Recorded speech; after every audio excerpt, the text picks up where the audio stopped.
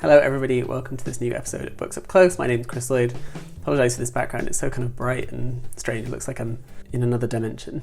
So this episode we are talking about Robert Jones Jr.'s novel The Prophets, which came out in 2021. So this is an incredibly expansive, beautiful story about black queer love during the time of slavery in a plantation called Empty in the US South. This is Jones's first novel, which is wild to me. This is the first thing he's written. It is so vividly imagined, so rich, so dense, so complicated. It really is quite striking. So the book follows two men on this plantation, Isaiah and Samuel, who are in love. And this is very clear from the beginning that these two men are just together. They sleep and work in the barn, they kind of look after the animals on the plantation, and their intimacy, their relationship, their bond is both physical, it's emotional. It's a very carefully painted portrait of just two men living their lives in a very kind of authentic, lovely way, and it is a story from the era of slavery that we're not used to hearing, either in kind of slave narratives that were written during the 19th century or then in the kind of post-slavery novels that have existed since. So Jones is really mining a particular area of the experience of slavery that we've not had access to before, which is not to say it didn't happen, obviously, but rather it hasn't been imagined or written down in a particular way. And Jones is putting that on the page in a very direct way, which I think is really important. This is not illusion, it's not kind of insinuation, but rather their love is the central piece of this novel. However, what makes this story more complicated is that it's not just told through these two men's perspectives. The chapters range across characters around this plantation and beyond that. So even while it's the third person narrator, it moves between characters. It goes across enslaved people in the plantation, it goes to the enslaver and his family, it even goes backward in time to kind of the ancestors of Isaiah and Samuel, we imagine, as well as a kind of broader collective voice of these kind of celestial ancestors almost, who speak in this plural we voice at various points in the narrative. So each chapter is named either after a person or after a book of the Bible, and as such it kind of has this real kind of weight to it, as though we are reading this rewritten tome, if you like, about spirituality and identity and so on. While at first people seem to be okay with Samuel and Isaiah's relationship, it seems to just be something that people accept even though they find it odd, but there are some beautiful moments where characters kind of just observe them and they're like, oh, I guess this is who they are. So one of the kind of turning points of the narrative is when a guy called Amos, who is trying to get on the good side of the enslaver, the kind of head of the plantation, he's trying to get on his good side for various reasons, plot points that I don't want to spoil at this moment in time. The turning point of the narrative is when one of the other enslaved people on the plantation, Amos, gets everyone else on the plantation to turn against Samuel and Isaiah. There are some plot points there that I don't want to spoil, but there's a kind of reason why he basically manipulates everyone into turning against these two men.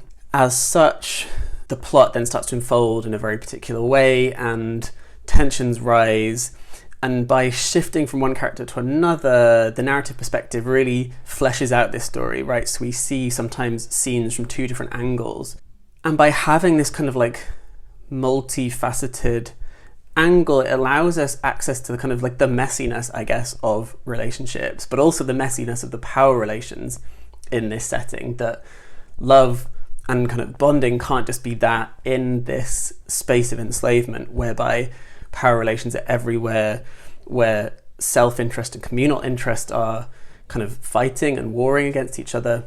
In the backdrop to this love story, as I say, is a kind of larger historical story about how the kind of ancestors of Samuel and Isaiah were enslaved in Africa and were kind of brought across the ocean. So we follow a group of Kosongo people who are in a kind of unnamed territory, and we follow them as colonizers first get to that place and they start to interact, if that's not too kind of passive a word.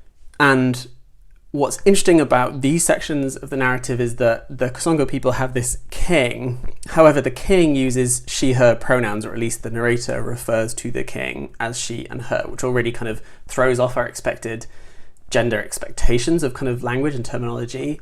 But also this king has numerous wives. The idea of polygamy is kind of like quite open, or polyamory at least.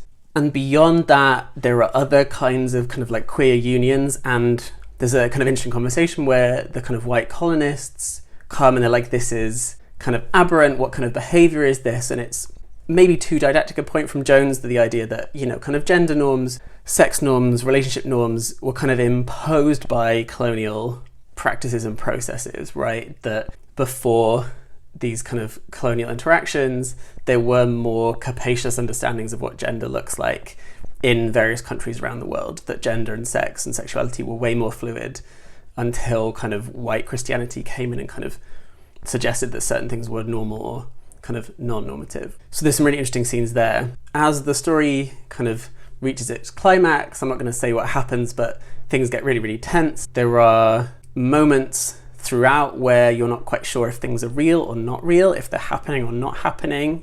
I have to admit there are certain points where the language becomes really dense, and Jones does this thing, and I think he borrows this from Toni Morrison in particular, whereby he and Morrison don't always explicate what's happening. They kind of let us infer what's happening based on the kind of terse dialogue or suggested kind of flickers of language, if you like, whereby something is insinuated or hinted at and we kind of fill in the gaps. And Jones does that a few times in this narrative, especially towards the end, when there are scenes that to me I kind of see one way, but I've read reviews where they saw them another way.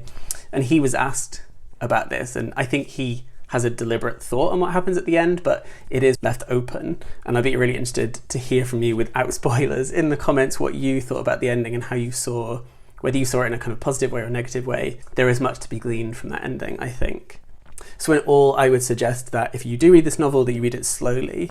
There's a great interview with Jones on the Busy Being Black podcast hosted by Josh Rivers, and Josh asks him at the end, like, what advice would you have for a kind of like young queer black person who this novel is kind of for, really, for them to see themselves in a way, like what advice would you give to them as they read this book? And Jones said to read it slowly, and actually I think this is good advice for anyone. This is a book in which you want to savour its language, savour its kind of narrative voice, think about the way in which the shift in perspectives allow you insight into different characters.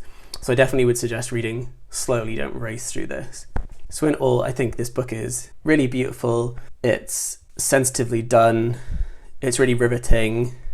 I think once you get past the first 50 pages, you are fully immersed in this world and you want to kind of read to the end. I highly recommend it. Go also look up Jones's other work. He's got a great kind of online site called Son of Baldwin, and he's great on Twitter, so go find out more from him. If you read this book, do let me know below what you thought. So as ever, please like this video, please comment, please subscribe, ring the bell for notifications, and I look forward to seeing you soon and the next book. Until then, keep reading, look after each other, and stay well.